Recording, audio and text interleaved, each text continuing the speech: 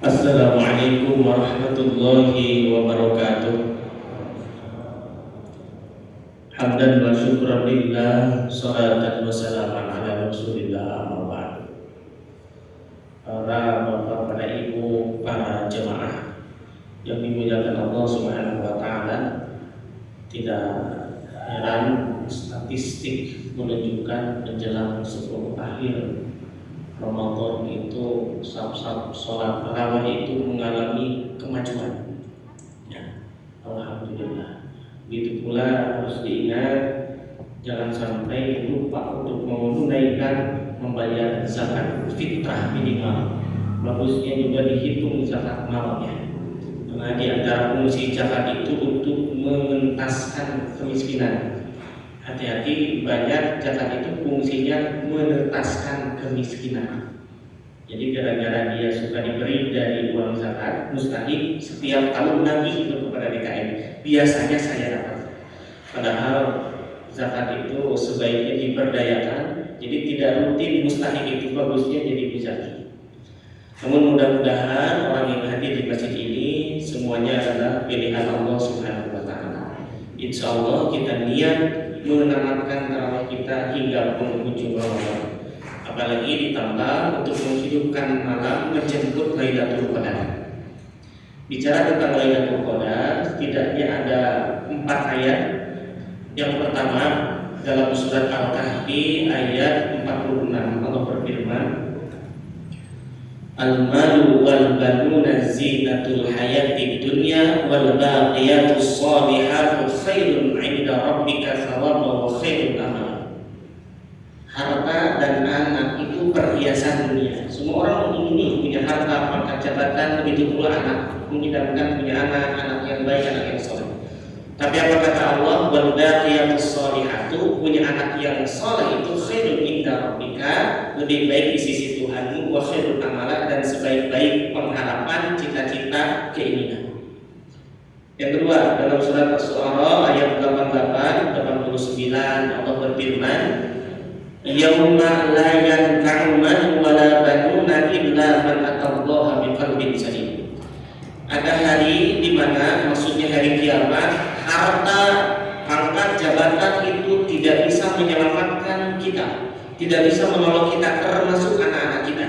Illa man atallaha biqalbin salim, kecuali dia yang menghadap Allah dengan hati yang pasrah sumrah diri kepada Allah, hati yang senantiasa bergantung kepada Allah Subhanahu wa taala, hati orang yang Allah berikan hidayah, taufik dan hidayah. Kemudian dalam ayat lain Allah menyebutkan innama amwalukum wa auladukum fitnah. Anak, harta, pangkat, jabatan bisa jadi cobaan yang menderitakan kamu, yang menyengsarakan kamu. Bahkan disebut dalam ayat lain aduwwun lakum, bisa jadi musuh buat kalian. Kaitannya apa dengan Lailatul Qadar? Inna anzalnahu fi lailatul qadar. Allah menurunkan Quran itu pada malam Lailatul Qadar. Para ulama itu ngajak kita untuk menghidupkan malam Lailatul Qadar itu di 10 terakhir Ramadan. Padahal yang masyhur turunnya Al-Quran itu ya 17 Ramadan. Agar apa? Agar setiap malam hidup sebetulnya. Ya, karena bicara penanggalan ikhtilaf sampai dengan sekarang. Pada saat Nabi pulang Badar, pada saat Nabi menerima Al-Quran, pada saat Nabi hijrah dan lain sebagainya, belum ada penanggalan Islam secara resmi. Baru dimulai penanggalan pada masa Khalifah Umar Ibn Khattab.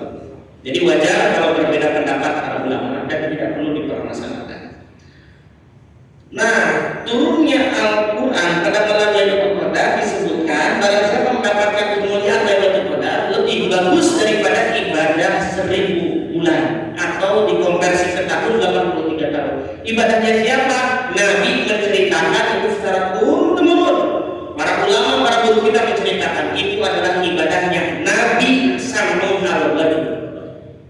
Itu Nabi, kok Nabinya bukan termasuk yang 25? Betul, jumlah Nabi itu ada 124 ribu Nabi. Rasul 313, yang kita hafal 25 saja. Nabi sallallahu alaihi wasallam selama 83 tahun berperang itu tidak pernah kalah, gagahnya luar biasa.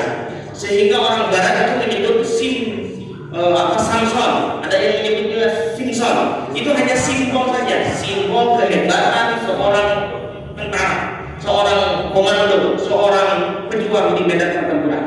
Saking hebatnya 83 tahun tidak pernah terkalah. Lalu apa yang membuat kalah Sampun al-Ghazali? Ternyata simbol yang membuat kalah adalah pengkhianatan seorang istri.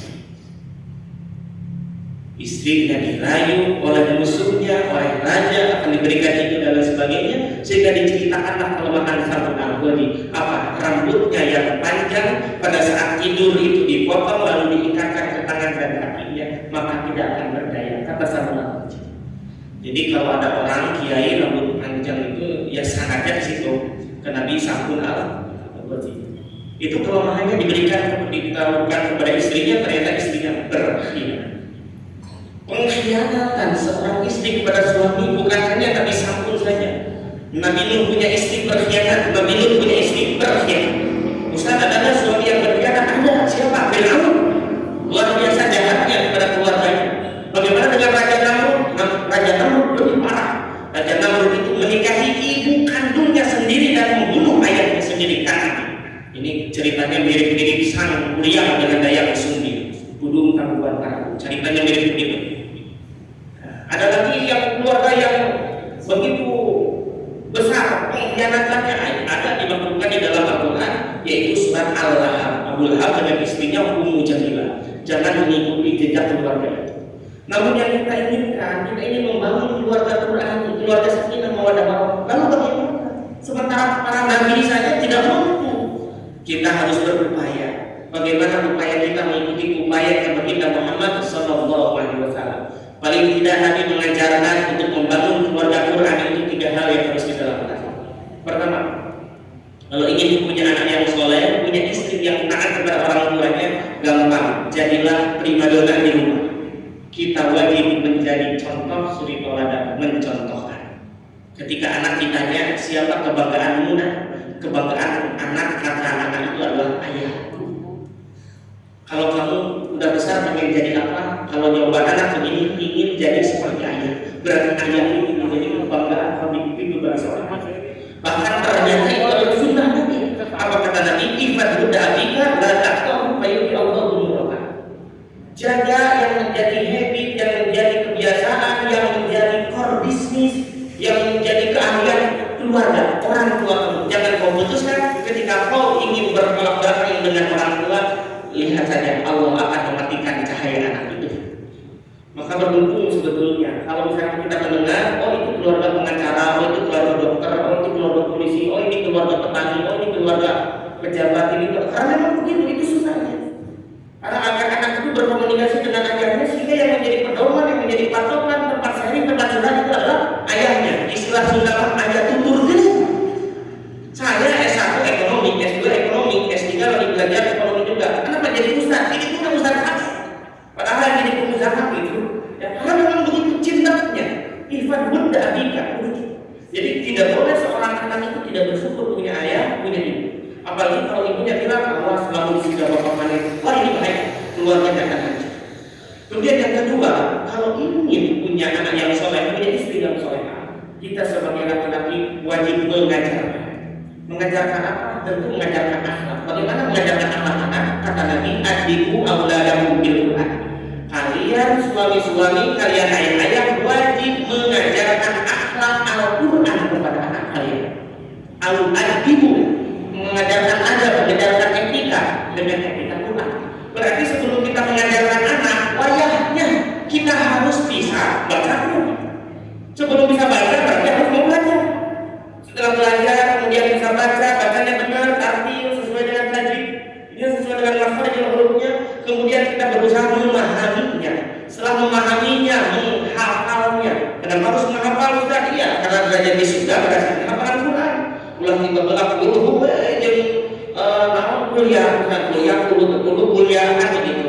Kita tiap malam Jumat Yasinan, ada acara baca Yasin, kemudian ada martabak baca Yasin, tapi Yasin tidak apa-apa kan dimimpikan ayat ini Yasin gitu, untuk ayat berpunah gitu kan. Nah itu tingkatkan hafalan Quran kita. Kemudian kalau setelah hafal, maka kita wajib mengajarkannya. Kepada siapa? Paling utama kepada anak istri kita. Apa? ta'allama al-Qur'an wa 'allama. Sebaik-baik kalian adalah yang belajar Quran kemudian mengajarkan. Berarti siap kita menjadi ajar yang mengajarkan anak-anak kita Al-Quran. Amin ya Allah ya Rabbal alamin. Karena itu fondasi. Yang ketiga, bagaimana cara Nabi, kiat Nabi membangun keluarga yang sakinah mawaddah warahmah. Keluarga Quran adalah dengan didoakan. Jadi anak itu harus dijaga. Kebanyakan ayah tidak percaya kepada dirinya sendiri sehingga menyuruh istrinya, coba bawa anak kita ke ustaz, biar didoain sama ustaz. Istrinya mengandung 4 bulan, 7 bulan dibawa ke ustaz, didoain ke ustaz. Sebaik-baik doa itu yang tidak dibawa adalah oleh ayahnya, oleh ibunya sendiri, Pak. Ya, jadi ada permasalahan didoakan oleh siapa? Oleh ayahnya, oleh ibunya. Makanya ayahnya harus bisa doain. Minimal 3 akan doain anak.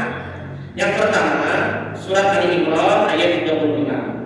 Allah berfirman, Allahumma inni u'idzuha bika wa dzurriyyataha minasyaitonir rajim. Itu doanya Siti Maryam, doanya apa?